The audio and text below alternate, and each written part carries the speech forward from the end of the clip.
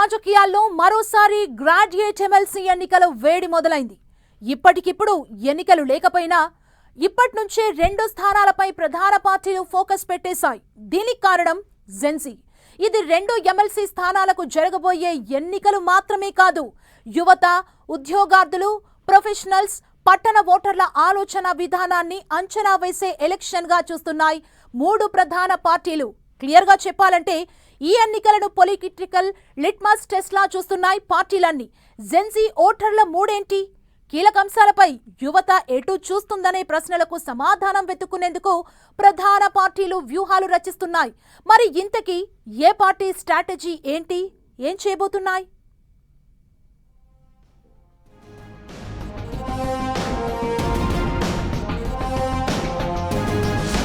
రెండు graduate MLC స్థానాలపై పార్టీల focus.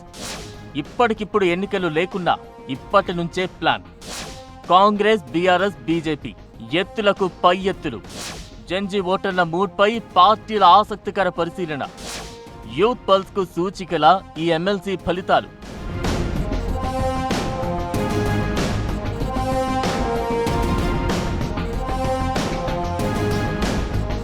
Gen Z రాజకీయాలను షేక్ చేస్తున్న మాట ఇది. యువత తలుచుకుంటే ఏం జరుగుతుందో, రాజకీయం ఎలా దద్దరిల్లుతుందో, ఎలాంటి రీసౌండ్ ఇస్తుందో ప్రూవ్ అయింది. రాబోయే ఎన్నికల్లో జెన్జీ పాత్ర కీలకం కాబోతోంది. పార్టీల తలరాతను జెన్జీ యువత డిసైడ్ చేస్తుంది అనడంలో ఎలాంటి అనుమానం లేదు. దీంతో జెన్జీని ఆకట్టుకునేందుకు, వాళ్ల పల్స్ పట్టుకునేందుకు పార్టీలన్నీ ప్లాన్ చేస్తున్నాయి. తెలంగాణలో పార్టీల ప్రయత్నాలు అలానే కనిపిస్తున్నాయి క్లియర్గా. 2 ఎమ్మెల్సీ స్థానాలకు ఇప్పటికిప్పుడు ఎన్నికలు లేకపోయినా ఇప్పటి నుంచే వ్యూహాలు సిద్ధం చేస్తున్నాయి పార్టీలు.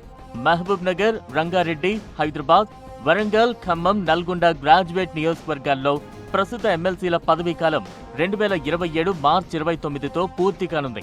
అంటే వచ్చే ఏడాది ఈ 2 స్థానాలకు ఎన్నిక జరుగుతుందన్నమాట. ఆ ఎలక్షన్స్ జరిగిన ఏడాదికి 2028లో అసెంబ్లీ ఎన్నికలు. దీంతో ఈ 2 ఎమ్మెల్సీ ఎన్నికలను సాధారణ ఎలక్షన్స్ లా కాకుండా 2028కు ముందు వచ్చే పొలిటికల్ ఫీడ్బ్యాక్ గా చూస్తున్నాయి ప్రధాన పార్టీలు.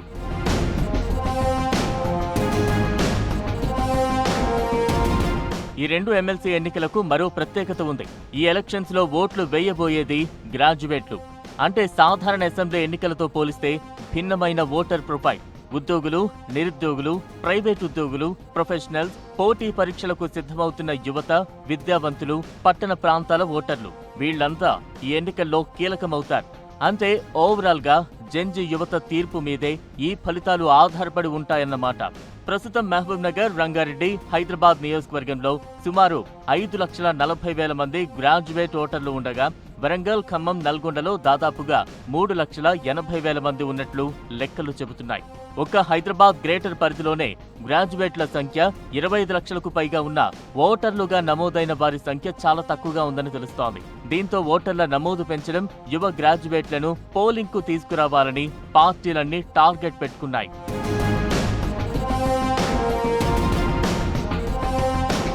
ఎమ్మెల్సీ ఎన్నికలకు నోటిఫికేషన్ కూడా రాకముందే పార్టీలన్నీ అలర్ట్ అయ్యాయి. గ్రాడ్యుయేట్ ఓటర్ల నమోదు ప్రక్రియపై ఫోకస్ పెంచాయి. కొన్ని ప్రాంతాల్లో గ్రాడ్యుయేట్ ఓటర్లను నమోదు చేయించే కార్యక్రమాలను బీజేపీ ఇప్పటికే ప్రారంభించింది. బీఆర్ఎస్ లోనూ ఆశావహులు తమ పరిధిలో ఓటర్ల నమోదుపై దృష్టి పెడుతున్నారు. కాంగ్రెస్ లో అభ్యర్థిత్వం కోసం ఆశావహుల లాబియింగ్ మొదలైనట్లు సమాచారం. దీంతో ఎన్నికల షెడ్యూల్ రావడానికి ముందే గ్రౌండ్ లో ఎన్నికల వాతావరణం మొదలైందట.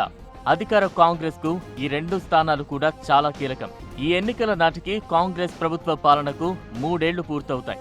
ఉద్యోగ నియామకాలు, నోటిఫికేషన్లు, పోటీ పరీక్షలు, విద్యార్థుల సమస్యలు, నిరుద్యోగుల డిమాండ్లు, యువతకు ఇచ్చిన హామీలు ఇవన్నీ గ్రాడ్యుయేట్ ఓటర్ ముందు చర్చకు వచ్చే అంశాలే. దీంతో ఈ ఎన్నికల్లో అభ్యర్థి ఎంపికే హస్తం పార్టీకి కీలకంగా మారబోతోంది.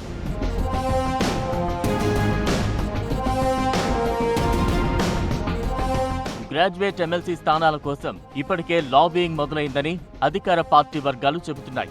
ఇక బీఆర్ఎస్ కు ఈ 2 స్థానాలు మరింత కీలకమనే చెప్పాలి. 2021లో వరంగల్, ఖమ్మం, నల్గొండ నియోజకవర్గం నుంచి బీఆర్ఎస్ అభ్యర్థిగా పల్లా రాజేశ్వరరెడ్డి విజయం సాధించారు. ఆ తర్వాత ఆయన ఎమ్మెల్యేగా గెలవడంతో ఎమ్మెల్సీ పదవికి రాజీనామా చేశారు. దీంతో 2024లో జరిగిన ఉప ఎన్నికలో కాంగ్రెస్ తరపున తీన్మార్ మల్లన్న విజయం సాధించారు. బీఆర్ఎస్ తరపున రాకేష్ రెడ్డి పోటీ చేశారు. అయితే ఇప్పుడు ఆ స్థానం బీఆర్ఎస్ కు మళ్లీ కీలకంగా మారింది. పోయిన సీటును సాధించుకోవడం, యువ ఓటర్లలో పార్టీ బేస్ ను మళ్లీ స్ట్రాంగ్ చేసుకోవడం కారు పార్టీ ముందున్న సవాల్. ఇక అటు మహబూబ్ నగర్, రంగారెడ్డి, హైదరాబాద్ స్థానంలో బీఆర్ఎస్ ఆశావహులు ఇప్పటికే గ్రౌండ్ వర్క్ కూడా మొదలు పెట్టినట్టు తెలుస్తోంది. ఇక అటు బీజేపీ కూడా ఈ 2 సీట్లను సీరియస్ గా తీసుకుంది. 2025లో 3 ఎమ్మెల్సీ స్థానాల్లో ఎన్నికలు జరగ్గా రెండింట్లో కమలం పార్టీ విజయం సాధించింది.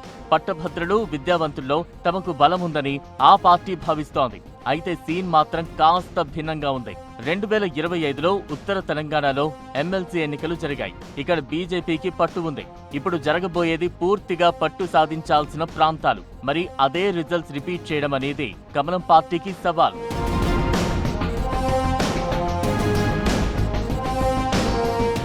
తెలంగాణ పాలిటిక్స్ లో యువత పాత్ర పెరుగుతోంది. జంజీ ఎఫెక్ట్ స్పష్టంగా కనిపిస్తోంది. పార్టీ జెండాలు, సభలు, నాయకుల ప్రసంగాల ద్వారా మాత్రమే రాజకీయాలను అంచనా వేయడం లేదీ తరం. ఉద్యోగం ఉందా? నోటిఫికేషన్ ఎప్పుడు? పరీక్ష ఎప్పుడు? ఫలితం ఎప్పుడు? ఫీజులు ఎంత? విద్యావకాశాలు ఏంటి? ప్రభుత్వ హామీ అమలైందా అనే ప్రశ్నలను నేరుగా అడుగుతోంది. దీంతో ఈ 2 స్థానాల్లో యూత్ వేయబోయే ఓటు కేవలం ఓటు మాత్రమే కాదు, భవిష్యత్తు రాజకీయాన్ని డిసైడ్ చేసే స్వరం. ఈ 2 ఎమ్మెల్సీ స్థానాలకు యువత ఇచ్చే తీర్పు 2028 ఎన్నికలకు ఫీడ్బ్యాక్ గా మారడం ఖాయం. యువత ఏం కోరుకుంటోంది? డిమాండ్లు ఏంటి? ఎలాంటి ప్రశ్నలు తెరమీదకు తెస్తోంది? అసలు యూత్ పల్స్ ఏంటి అనే లెక్కలకు ఈ ఎన్నికలతో క్లారిటీ వస్తుందని పార్టీలు భావిస్తున్నాయి. అలాని గ్రాడ్యుయేట్ ఎమ్మెల్సీ ఫలితాన్ని మొత్తంగా జంజీ తీర్పుగా కూడా చూడలేం. ఈ నియోజకవర్గాల్లో అన్ని వయసుల గ్రాడ్యుయేట్ ఓటర్లు ఉంటారు. యువత మూడ్కు ఒక ముఖ్యమైన రాజకీయ సూచికగా మాత్రం ఈ ఎన్నికలు నిలిచే అవకాశం ఉందనే విశ్లేషణలు వినిపిస్తున్నాయి.